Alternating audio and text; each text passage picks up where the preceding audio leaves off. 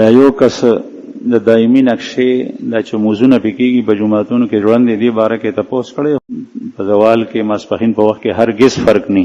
دا اصل کې چې کله انور په سر باندې شي هغه طرف نه نور راخیږي په بر را روان چې سر د پاسه ودرېدو اوس دې په ښکته باندې کوزیږي دې ته زوال وایي او چې دا په سر ولاړې دې ته نصف النهار وایي.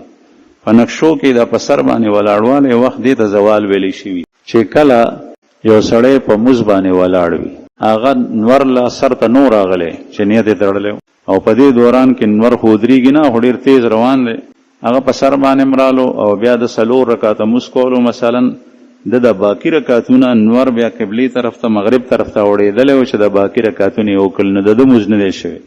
که یو سړی د نصف النهار نه مخکې خپل مونځ ختم کړي او نصف النهار نه پسې شروع کې نیت وتړي نو دا مونځ کېږي.